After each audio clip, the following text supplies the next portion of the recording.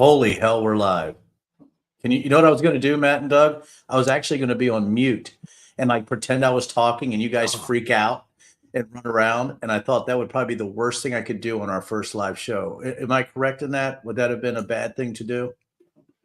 Wouldn't have been a good choice. No. Matt loves additional stress, but I do. Actually, it is one of my favorite things. But yeah, I thought it'd be hilarious. But I decided not to do it because there's funnier things happening out there, Matt and Doug. And I know, Doug, that you got an incredible challenge tonight in reining me and Matt in as we go live. And I want to thank you beforehand, in advance for your incredible patience, your good looks. Your way with people, and I'd like to apologize in advance. Just get that out there now. Get that out there for our live show. Well, I'm going to take a little bit of bourbon. This is my wife's actually special reserve because this is the Mighty Peculiar. And you guys, you know what I want to talk about? I want to talk about Rocky Balboa and Apollo Creed. Oh, I want to talk about, how much they hated each other, and how they went at each other and just, what I'm saying, until Rocky 3, when they began cavorting together. I can tell that we are gonna be friends. So, yeah, exactly that. Cavorting. Right. I had somebody tells me that it was like the first foray into like sort of 80s sort of where they're just touching the edges of what it could be.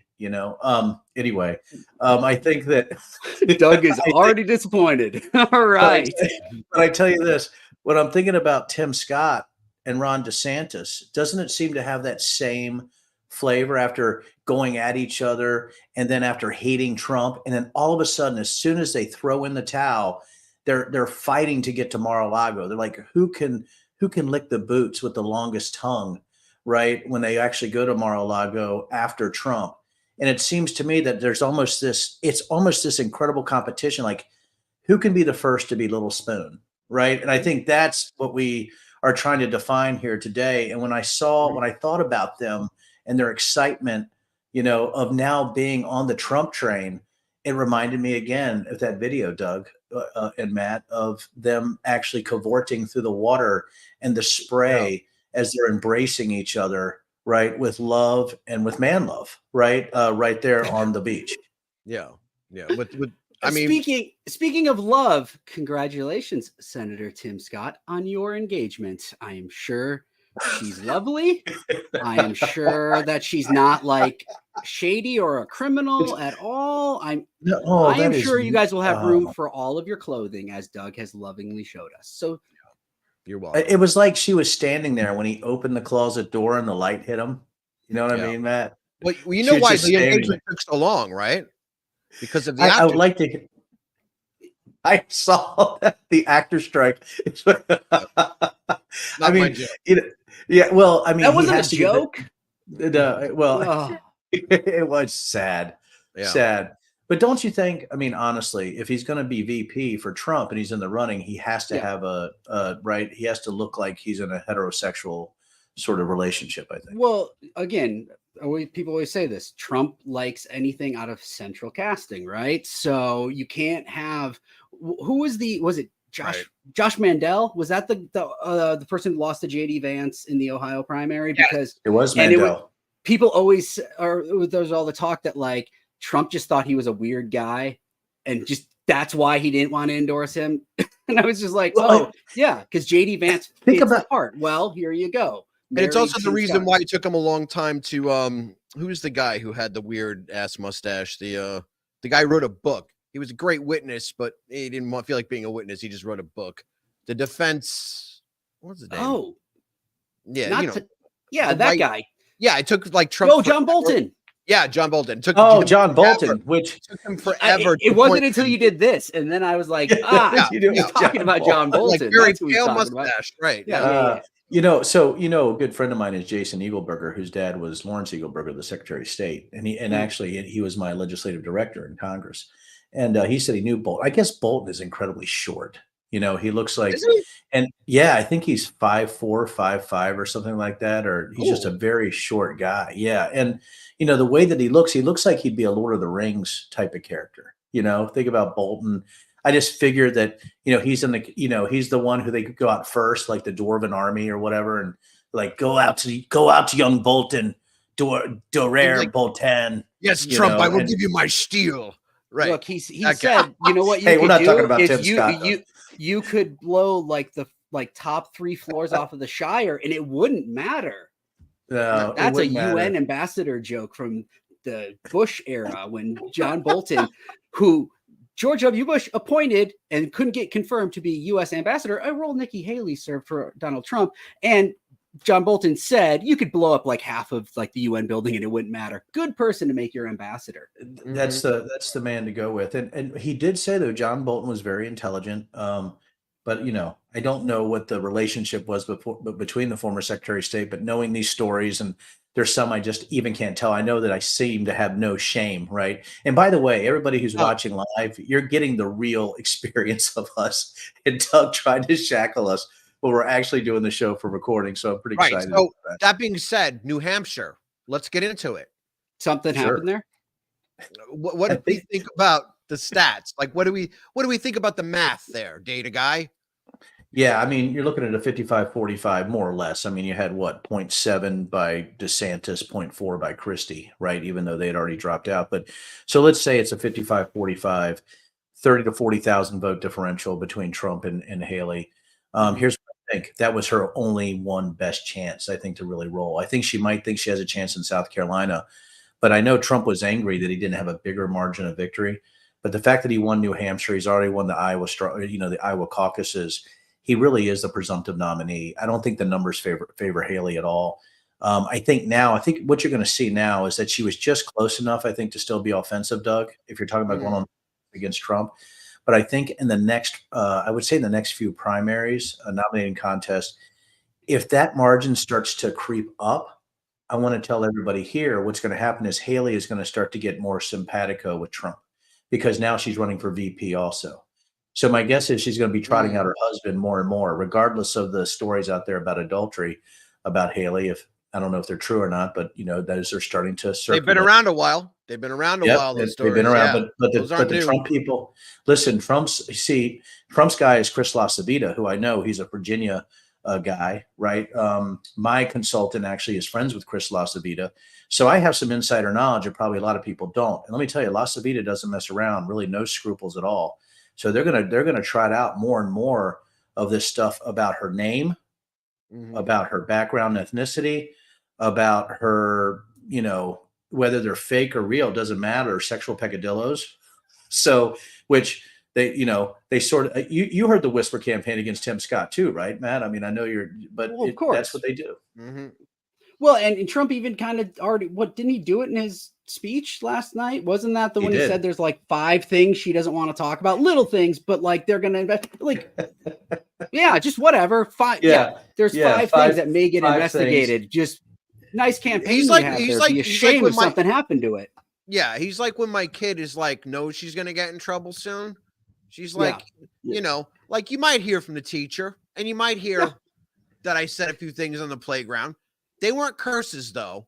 Like that's how that's how he operates. It's always about, I'm just asking questions, man. Was Obama born in Kenya? Just asking questions, man. Do you think the votes were routed through the Chinese servers? Just asking questions. Did they steal the election with white vans? How did they break the algorithm? Was it Hugo Chavez? I'm just asking questions, man. That's really what they do. Do you think this math, though, as it stands now, if it does get narrower, does that give her a permission structure to attack harder? Or do you think she just won't? You don't think it's going to be polling?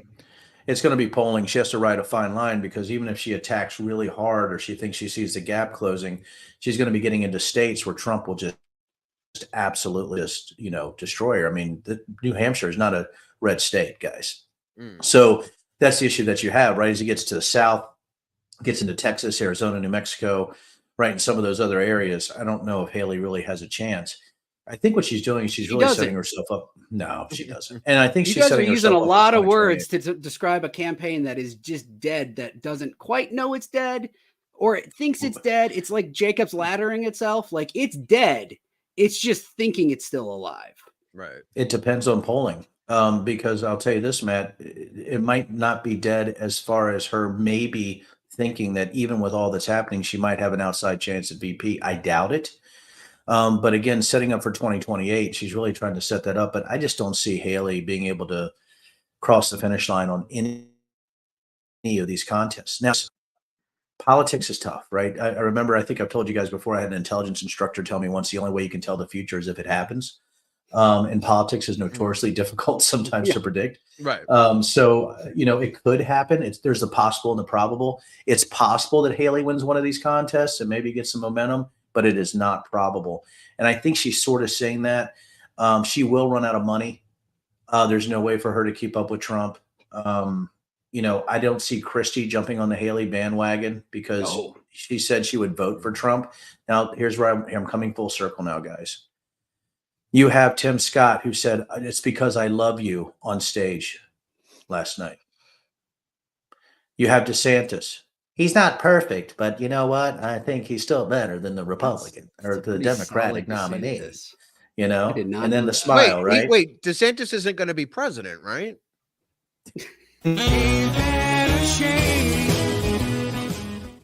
Sorry.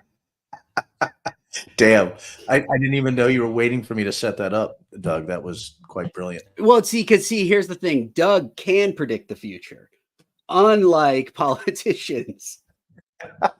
Well, let me tell you. So full circle, you have DeSantis, Yes. right? Even though, Trump is quite the asshole, I still think I'd want to love on him as much as possible. So I shall endorse our man, Donald Trump.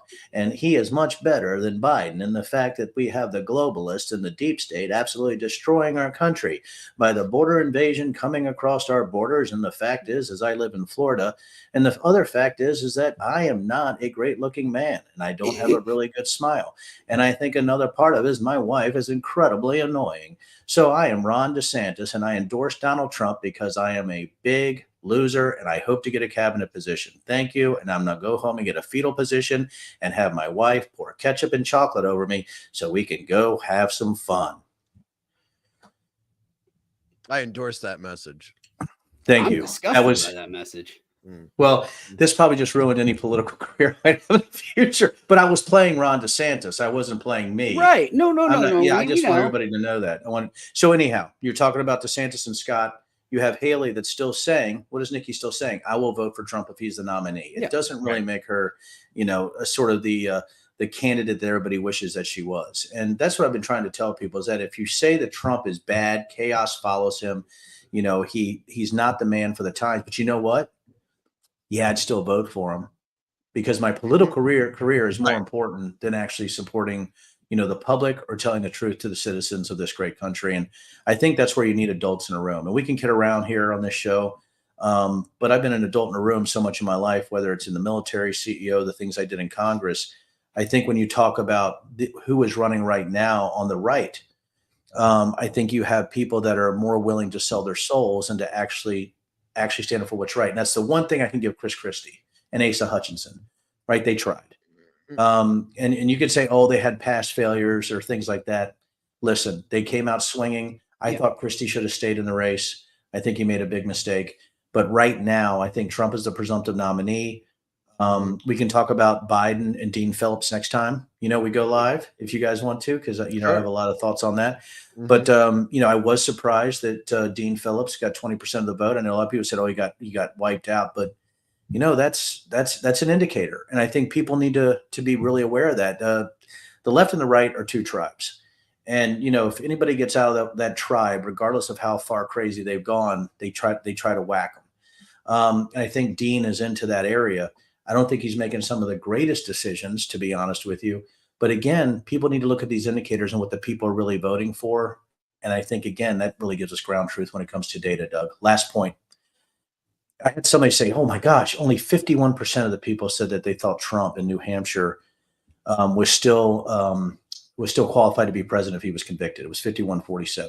He's like, almost half the electorate in New Hampshire, almost half, think that if he's convicted, he's not qualified. It was over 60% in Iowa. New Hampshire is an outlier on that. I would say 60 to 70% of most Republicans across this country think Trump still is qualified to be president if he gets convicted. So right now, Trump is the presumptive nominee, and I believe Iowa and New Hampshire have proved that. Well, Yeah. we were talking about the horseshoes of the left and right, and now we're going to talk about hand grenades when we return on the Mighty Peculiar.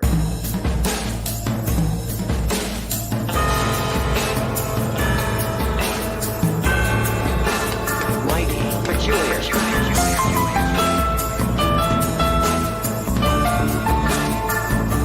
Peculiar.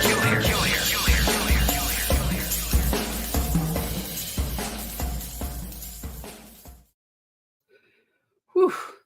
How you doing, Denver? I'm doing okay. How you doing, buddy? Good Oh, to see you live tonight. Yeah, it's great. It's very comfortable and not stressful at all to just be live without a net. So yes, before we went to that amazing title sequence, Doug mentioned we're going to be talking about hand grenades, and we are. But first, just do a little bit of usual business. If you're hopefully you're watching this on YouTube right now. Like, subscribe, turn on notifications. Now, later you could be listening to this just through your ears on your favorite podcast catcher, whatever. Please rate and review us. And I'll threaten you next week twice because we don't have time for that tonight.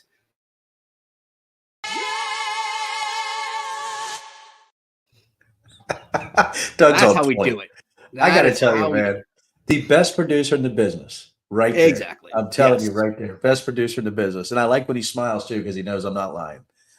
No, this is good stuff. This is good stuff. So I know you have an incredible grasp of history, Matt. I've always impressed by it. And, it's funny. We talk about America First and the iterations of that, which me and you have actually discussed offline so many times. Oh, yes. And we have this America First pack. We have America First as far as sort of embodied by the Charlie Kirks of the world, right, and things like that. Yeah. We also talked, we've had this discussion about America First on the Lindbergh sort of portion of America First during World War II. We've talked about in the past about the big Nazi, get together. Was it in New York, if I remember correctly, Matt? Yep. Madison Square Garden. Right? Madison Square Garden. Yeah. We've had all this thing about America First, but sometimes I learned so much for you. And by the way, I don't know if the listeners know or the people watching this, Doug's degree is in awesomeness and beauty. Matt's degree is in history.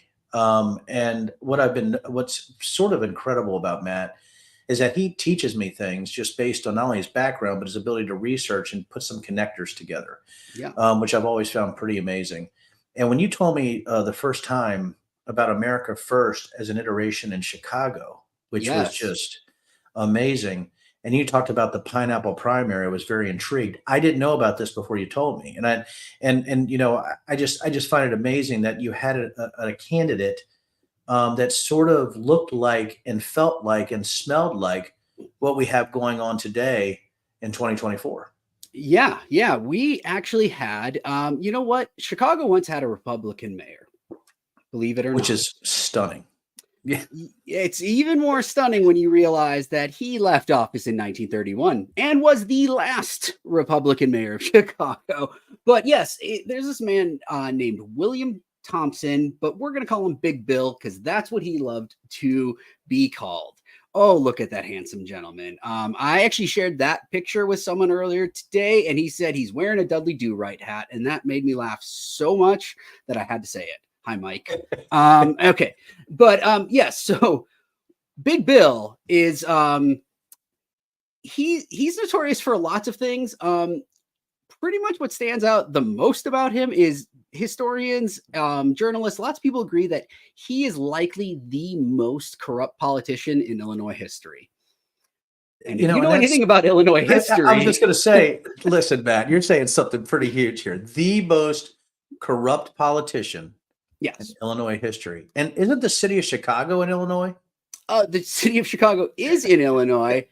The state in which has sent the last 4 of 7 governors to jail. So yes, we look, we love ourselves some corruption, and we really do it up right here. And honestly, it's actually pretty surprising that Big Bill is not talked about more, especially as we kind of get into this a little bit.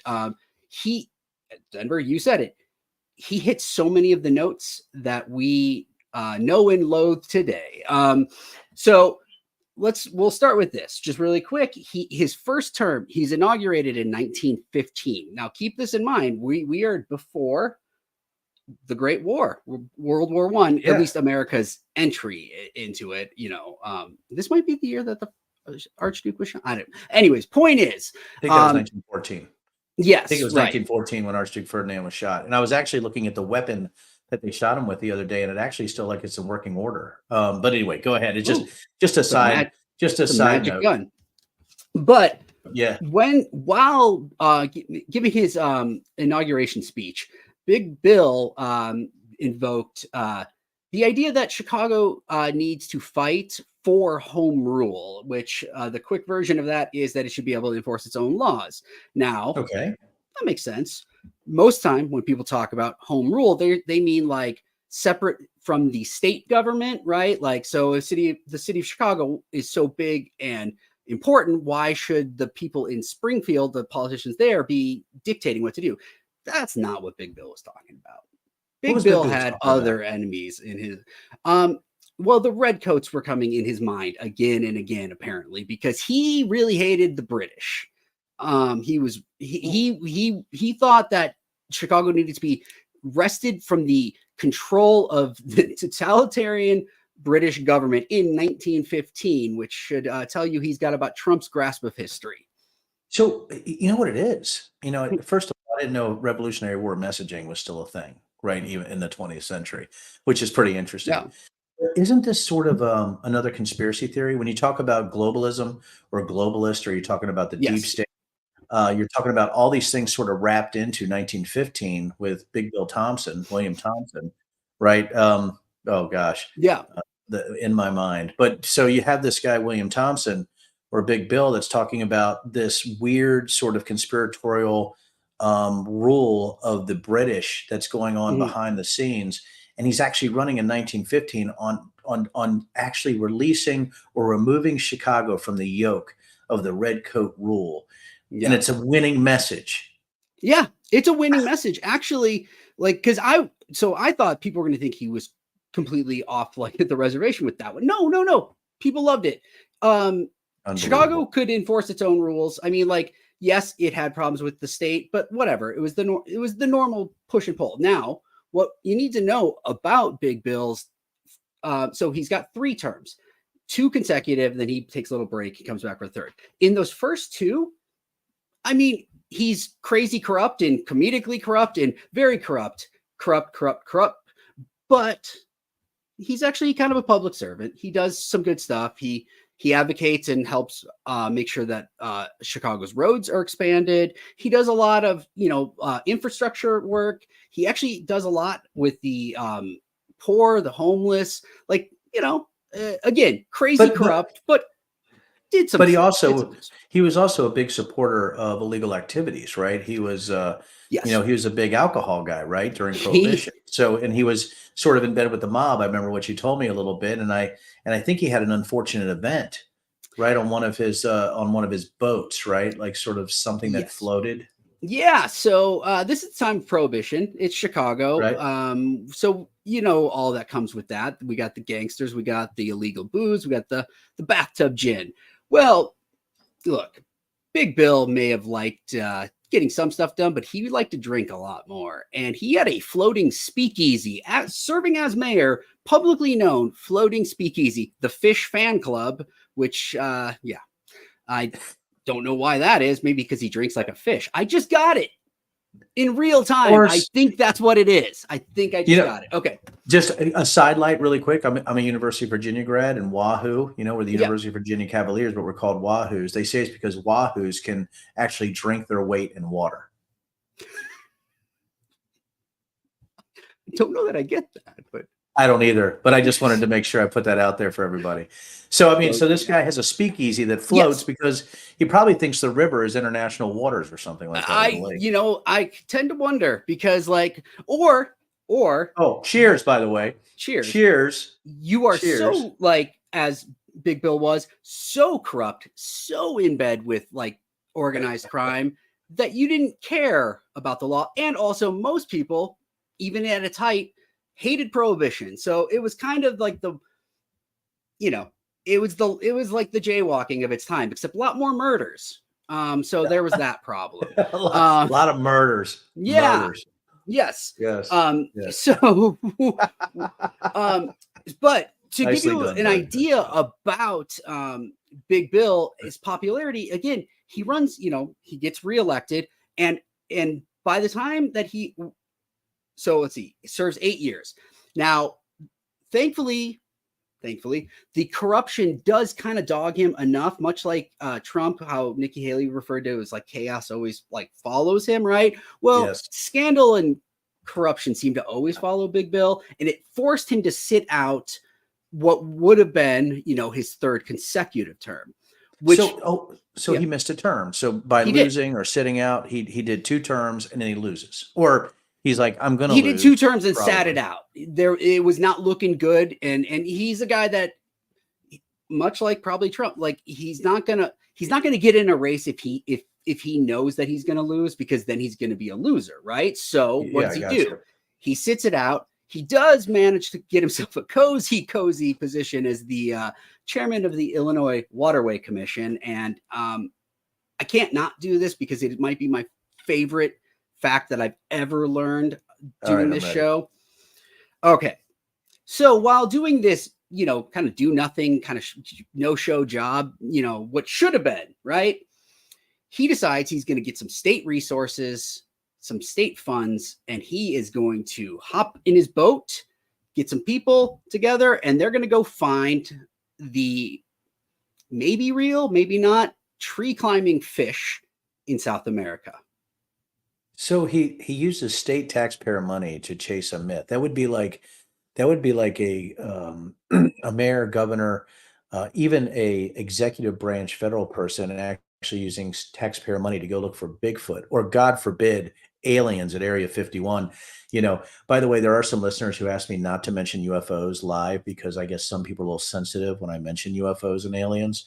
And so anyhow, I guess what I'm saying is that I am going to mention UFOs and aliens because I don't think the federal government should be funding going to look for them in Area 51. So, or chupacabras. Thank you. Yeah. So there you go. Yeah. That's where I'm at right now. So what makes this my favorite story beyond just that is Denver. I know you know the answer to this, but I'm just going to ask it as a question anyways. How far did this expedition get from Chicago? Honestly, sir, the expedition didn't get to where it was supposed to go. I think it got stymied in New Orleans. I think it got tanked in New Orleans is really what happened. Because that was a lot of money. Yeah, Big Bill, instead of going on this South American expedition for a tree climbing fish, just hangs out in New Orleans. And you know what we should find out, Matt? If those dates were around Mardi Gras.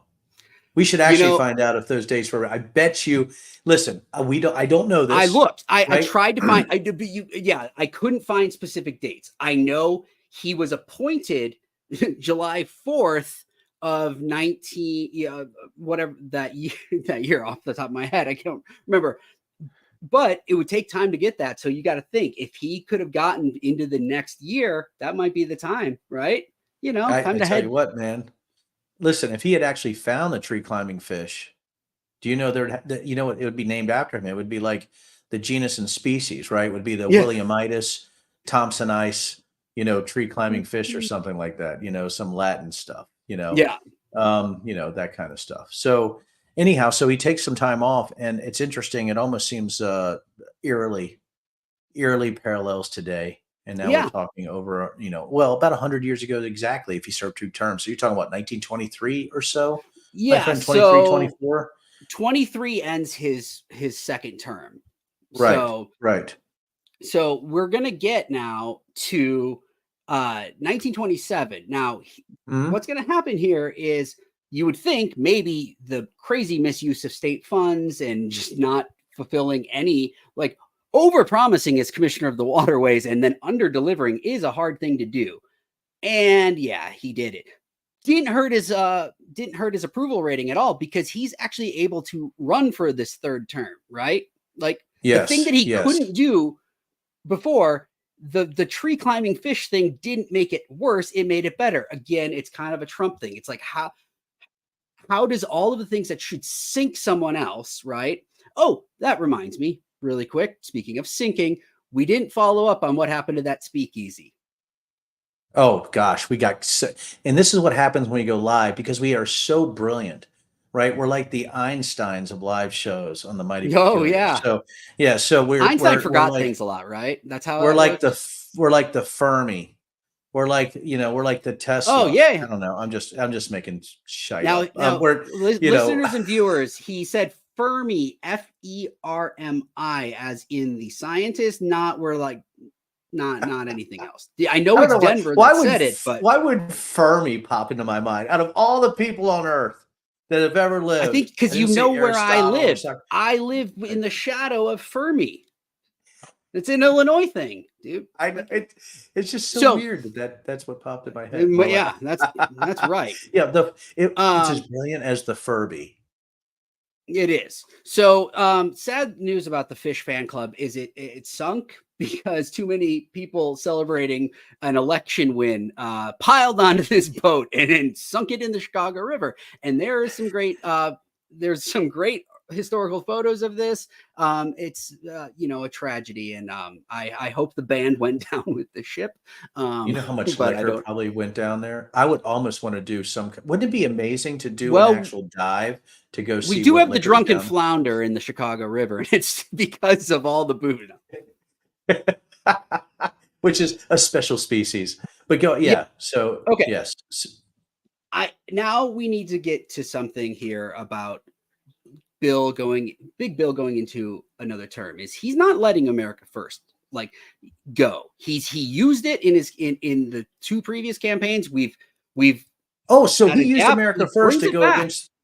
against the Brits, against the deep state globalist Brits who were taking He also over used it to Chicago go in against the 1950. Democrat, the boring Democrat that he was running against, who had replaced him. So it was America First. It wasn't just America First, Denver. It was America First, last, and always. America first, last and always. America first, last and always. In the night. Yes. Now, I guarantee you Doug did a better version, but America First, Last, and Always was a song that Big Bill sang on the campaign trail. There was actually music and lyric book published for it. Unfortunately, we can't find the real words of it. So Doug just did one better and just, gave us a listenable version of America First, Last, and Always. But yes, he targeted against the Democrat that had, there we go. Look at what that. the Look hell? at that handsome fellow. Listen, if he was on a boat, you know what You'd sink it? Well, I just imagine what, he looks like, wearing swim trunks and things like that. You know what I mean? Why it's would just you an do this? odd, it's just, I think because didn't back in the 1920s and 30s, didn't they, like even the men wear like a shirt with their board shorts, or they still had sock garters with their swim trunks on. Yeah, with their mankinis or whatever they were wearing. And then, but I just imagine like hair, like a shock of hair coming out over the, the back of him, right? He's out there. And like when he's wearing the shirt, his belly is so big. It's like a half crescent moon of white belly, like sort of sinking through the bottom, of his shirt. So that, a lot of people, come up and people just slap it. They'll just slap it like, "Oh, you're looking good today, Big Bill," and they just slap that, that little stomach, right? And his eyes seem a little bit too close together, right? So I always think he has one. You really don't know where he's looking because they're a little bit too close together. So it's just this guy just gives you this awful thing. But the thing is, everybody's drinking so much they just don't understand how sort of grotesque this individual is. That's true. And just so everyone knows, Big Bill's campaign slogan was "Slap the vote." I can't even. I feel like I'm like it's not. Don't. I feel like that was a rock the vote joke. Like it's not. Can I keep taking it down the road, Matt? Can I just keep taking it down the road? Because never mind. But I slapped the vote. So please continue. Because like a fish. Yes. Yes. Doug, this is hell.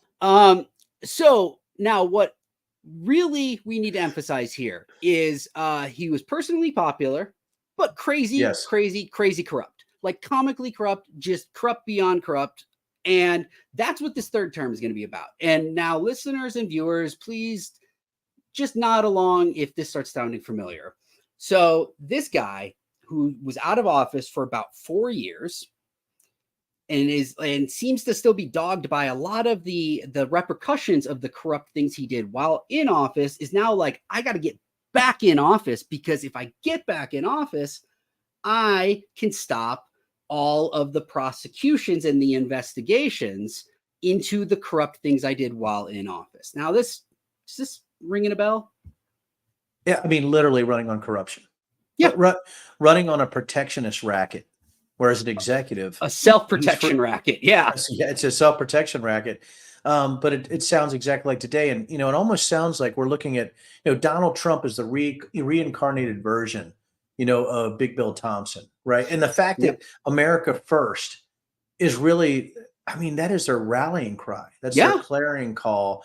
America First and corruption were inextricably linked, right? Yes. And it seems like it's that way today, is that if you see anybody with an America First PAC or America First group, or the fact that Trump's an America First candidate, if you look like I talked about, like Charlie Kirk, like some of these idiots out there, right? Right. Like the Jack Posobiec's and all these other idiots out there who are conspiracy theorists, or they like to be as far right as possible to get clicks and money, which is pretty much what they do. And right. I don't know what's in their heart, but I don't want to be anywhere near it, because to me, they're the assholes you don't want to be with at the bar. They're the guys who are like, see those guys over there? Yeah, you don't want to be ever close to them, right? Because they're sort of dirty, they're slimy, they treat people badly. And if you're ever in a bar fight, those are the guys who are going to go hide in the freaking closet. I mean, that's just the way that they're wired. But it is amazing that Big Bill Thompson also linked America First and corruption. Right. So now when he wins his third term, right? And one of the reasons why he won the third term, was he had some help, because the boring Democrat, enforced the laws of prohibition. No one liked him. Absolutely no one liked him. Yeah. So they took the corrupt guy over him. But again, by putting the corrupt guy back in power, what this is going to lead to is, now we're going to get to, we mentioned the pineapple primary. Now, yes, this is euphemistically, because we're talking the Chicago pineapple. We're talking hand grenades, not tropical pineapples.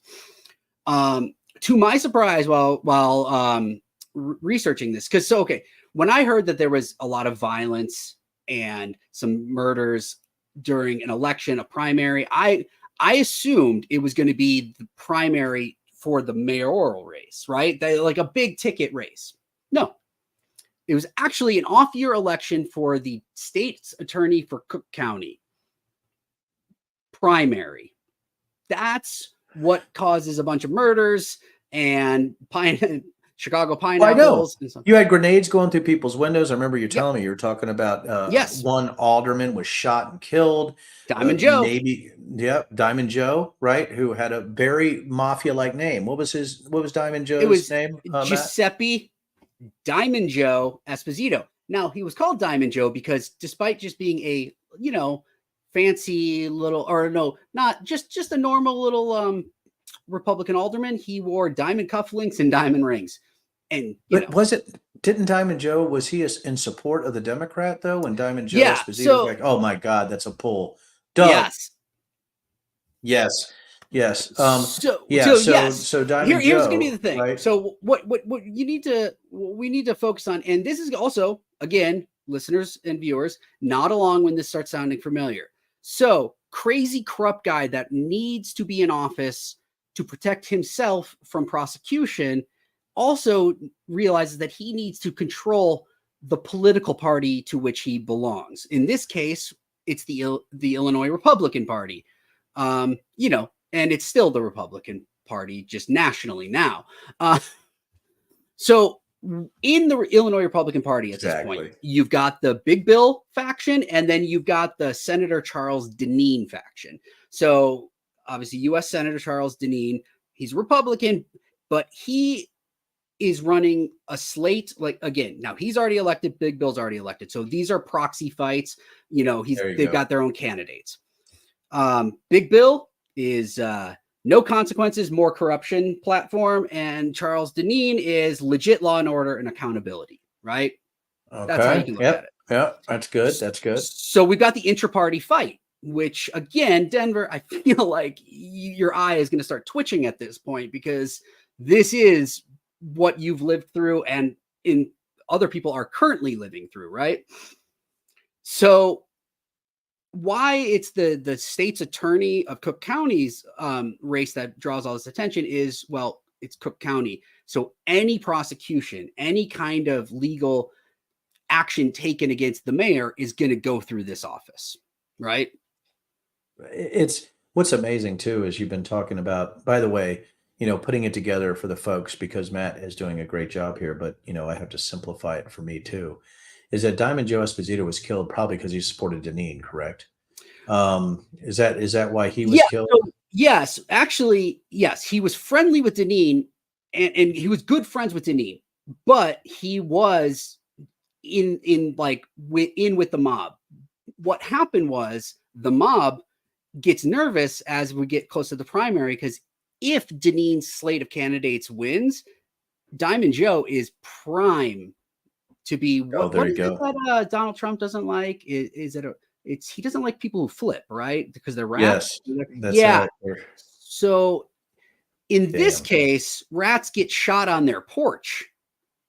And he got shot on his porch. And he did, yes. Unbelievable. Because yes, so it's never been like directly linked to Al Capone, but essentially the thought was that Al Capone was like, this guy knows too much about us, and he will be the first one to flip. So it's amazing too. During this time, we have Al Capone, we have Prohibition. Yes, we have. My guess is Elliot Ness is in Chicago at the time too. Correct. You are correct. Have Elliot Ness, right? I mean, it's an amazing story. It is actually. In the 4 years that Big Bill was not in office, that between terms thing, that the Illinois governor and the boring Democrat mayor get Elliot Ness in place in the it was at the Office of Prohibition at the time. Unbelievable. America, we got America First and Last. We got people getting killed. We have Kevin McCarthy needing to stay off his porch. But we also for sure, right? Kevin McCarthy, do not go on your porch. But you also have the Untouchables. So now you got the Untouchables, Al Capone, the Pineapple, right? With people getting killed, people throwing grenades. The Pineapple, not the Pineapple Express, by the way. No, that's a movie directed by David Gordon Green with a screenplay by Seth Rogen, who co-starred in the movie, and his writing partner Evan Goldberg, from a story by Judd Apatow, Seth Rogen, and Evan Goldberg. That's pretty amazing, by the way.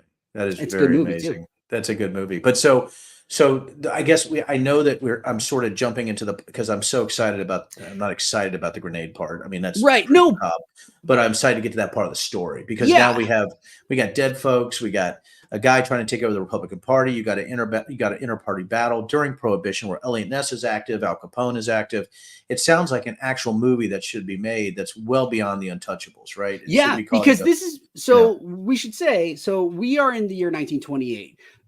If you've seen the movie The Untouchables or know anything about that story, the primary bit of action takes place in 1930, 1931. So this works as a prologue. This is like Elliot Ness Begins, basically, because he's not quite at the level of like the Untouchables Elliot Ness. He's still just starting out. And the mob is a little bit like, playing it cool because, again, the boring Democrat mayor was cracking down and enforcing the laws. So when you get to 1928 and we've got Big Bill back, Prohibition, like, it's a word, people know what it means, but no one cares. No one's paying attention to it, right? Right. So now we're going to be in the spring, right? So March 21st is 1928 is the aforementioned Diamond Joe's demise. Rest in peace, Diamond Joe. I'm sure you did nothing corrupt whatsoever, or you were comically corrupt too, because you were an alderman who could afford diamond cufflinks. So of course. Now, if it wasn't obvious, what's happening here is Al Capone is working with Big Bill. They are completely in league because Al Capone also does not want Deneen's slate of candidates, right? Because that's just headaches for him. he and Big Bill are on the same side. So they decide that they're just going to kind of, look, to be fair, maybe they acted like a candidate in a super PAC. Like maybe they didn't technically, like, you know. Of course they coordinated. They collaborated. Yeah. Come because on. the Pineapples went on to the porch of Senator Dineen, who was in Washington at the time. So no injury, but it did a lot of damage. And then the other pineapple went into the living room, crashed through the window of the person that was running for the state's attorney on Dineen's slate. Again, thankfully, no one was home. Major damage done. And the fact that no one was home was actually intentional because, again, they don't want to kill these guys because you kill them. It just reminds me of the violence that seems to be so acceptable today in elections. We talk about January 6th. We talk about the Michigan State House or state houses that have been, sort of taken over. But you also talk about things like Paul Pelosi. Yes. You think about the individual acts of violence against politicians or politicians' spouses or those close to them. It's just amazing to me that history might not, repeat, but it certainly rhymes. And we have America First candidates or a slate of candidates going against the sane part of the Republican Party, more or less. Let's just, I might be oversimplifying it, but you have the Thompson against the Dineen faction. Thompson, being that faction that's pretty nuts. Yeah. Then you have Dineen trying law and order, and you have that same kind of violence you're seeing today. Yes. And hey, Doug, so let's also, really quick. We'll now talk about primary day itself, because this is where everything we talked about has kind of culminated. So the grenades were 5 days or about 5 to 8 days before the primary. Now, the primary itself, people are so freaked out that the federal government sends in 500 federal marshals just to keep general peace.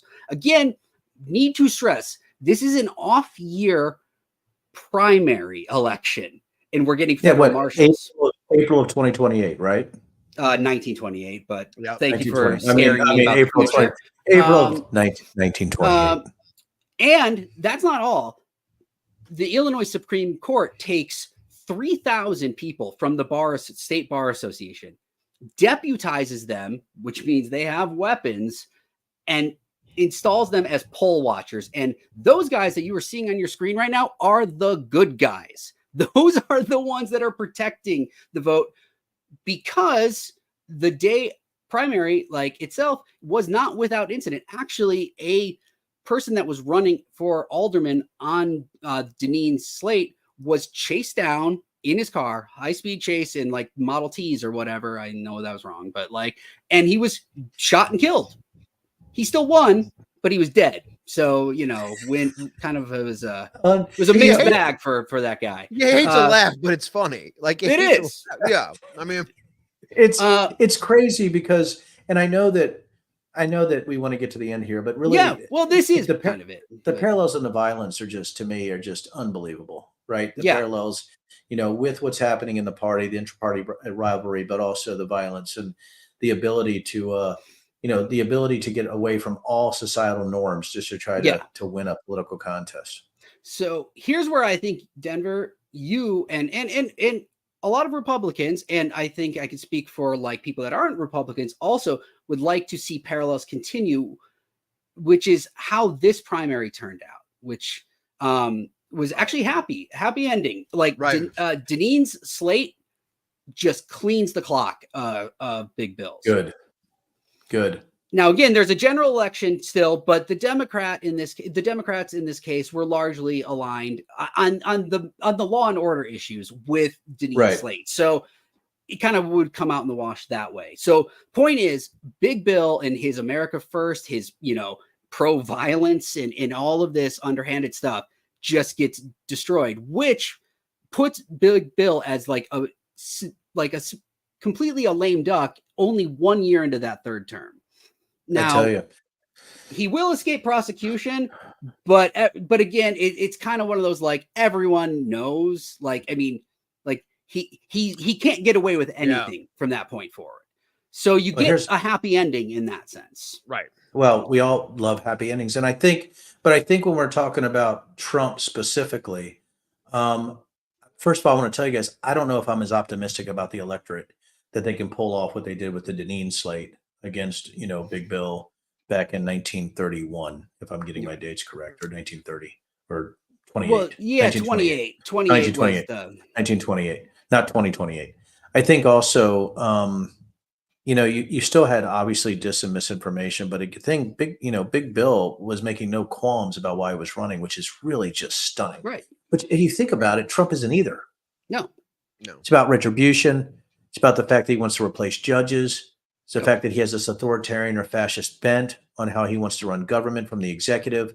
You look at, I hope people go look up Project 25, which is how the far right is supposedly going to take over the government structures, which should scare people. And we have social media and the metastasization of crazy, which, you look at 1928, Mike, during that sweep of the Deneen folks, and the voters came through. Yes. And the question I have for people watching is, will the voters come through again? I don't know. I'm not terribly optimistic in some ways as we're going forward in this, because I think, unlike that time in a midterm, right, at a mayor level, which is still big in Chicago, don't get me wrong, Right. and it is a microcosm of what's happening today. It seems to me that there's that lack of morality or that lack of civility, sort of societal norms, seems to have spread in a way that we've never seen before. And 3,000 people to come in to control that election is huge. I mean, Yeah. how many people were there, right? I mean, you got to give me a And break, right? We're talking it's just Republican insane. primary. So we're not even talking Primary. about like general Primary. election pop. So that many people to control what has always been a smaller voter base, right? A primary voter Yeah. base is turnout is never comparable to a general. So the Well, fact that it was that unhinged, and the fear was that strong, Well, that that's yeah. why we brought this up in the first place, right? Yes. Because Denver expressed fear at the meeting that there's definitely, and I think you said this in the last episode, right? Like we are afraid that there's gonna be Yeah. violence at this Yes. election cycle. So I talk I about think, that a little bit.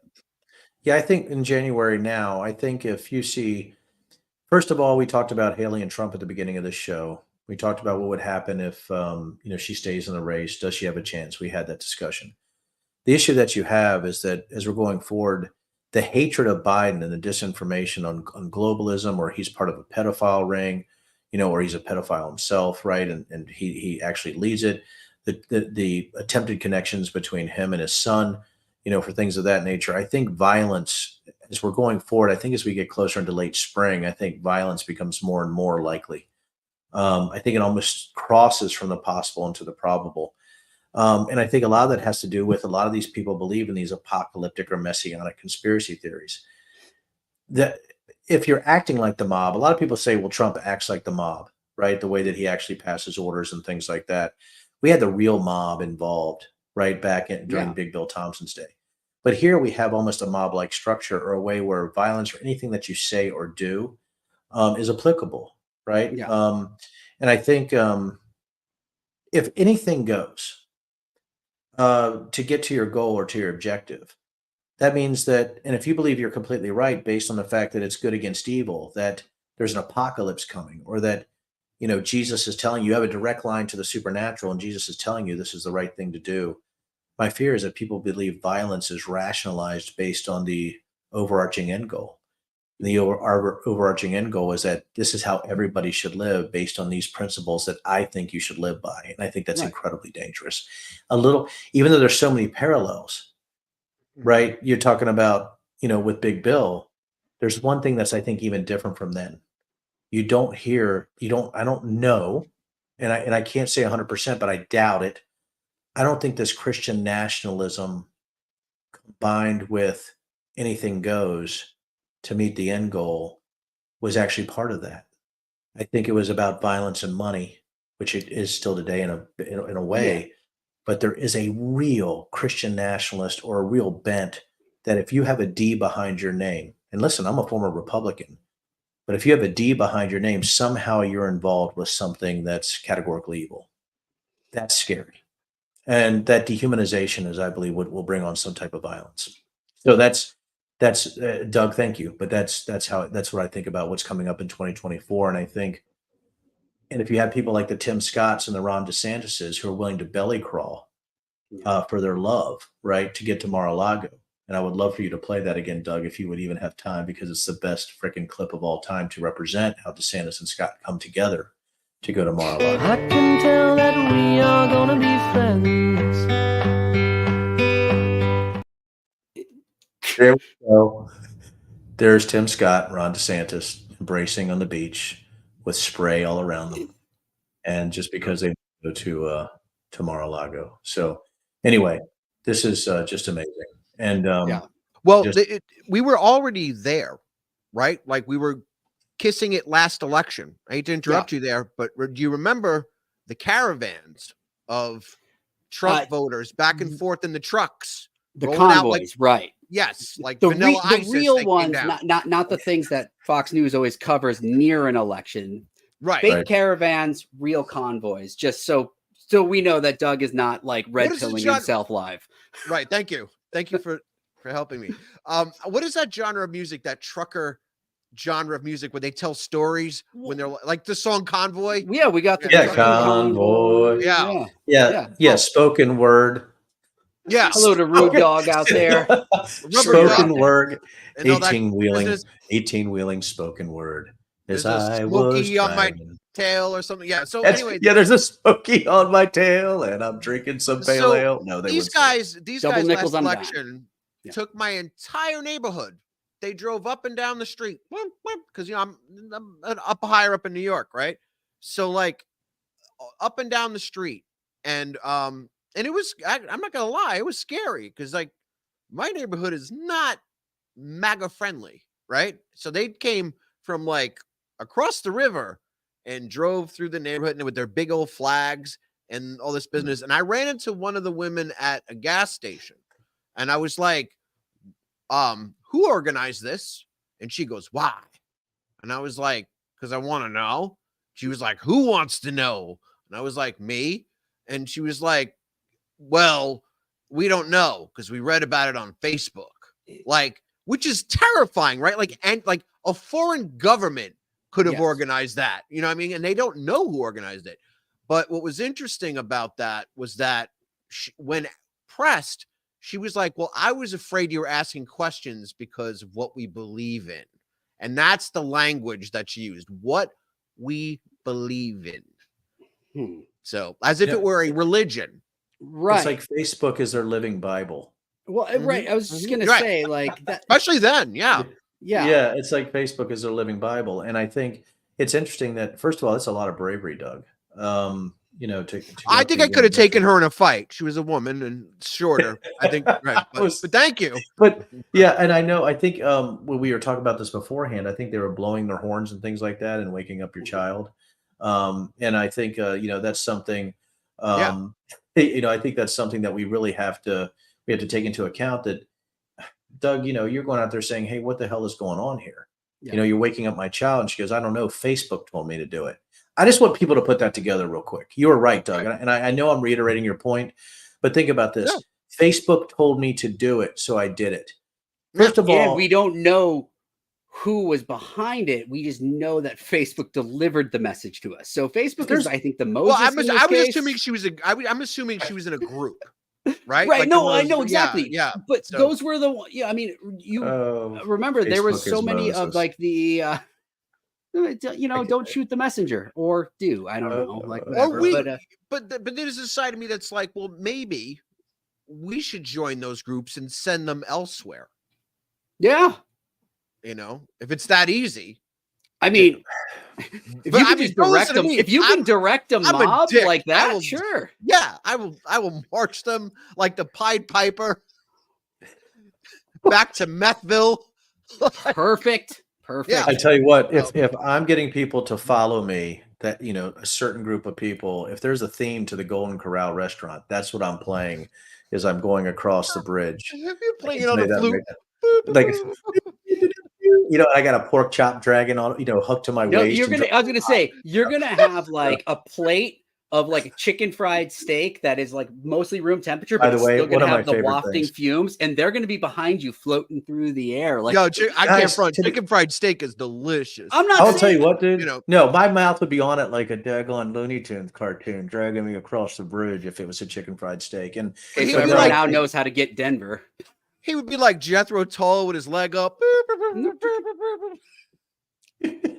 wearing a green, that's a the green convoy floppy I cap. want to see. Yeah, Yep. but I mean, look what we've talked about here. The beginning, I thought, we're talking about just people folding, like, Mhm. a cheap chair, for Trump, and then we have, Big Bill Thompson trying to control the party through violence, and the pineapple primary, and America First, last and always, which we wrote the penultimate theme song for that. So, and I think also that violence is it's the thread, I think, through American politics, through conspiracies and myth. But I think we're in a special time now because of social media. So I just, as we roll this up, Yeah. to tell everybody out there, we did this live. We had a great time doing it. And yes, and there's people popping in, Karen. I can take on, if the J6 committee is hiding evidence, I can take that on next week. Since I was on the J6 committee, I can take on what we found, what we saw, things that were recorded, not recorded, the amazing amount of storage that we had to pay for. And the fact is, once the report was released, everything's sort of out there. And I can go into some other evidence that can't be shown now because of Jack Smith. So a lot of that's just disinformation, and it's just people trying to saying that somehow the J6 committee hid evidence to bias it somehow is absolutely ludicrous. And that's just people talking out of their ass, and to put a technical term. So anyhow, we could go into that more in some of these coming up. It's fantastic. I do think thousands of people should be watching this show. So tell your friends, we are live. We're badasses. We're here to speak truth.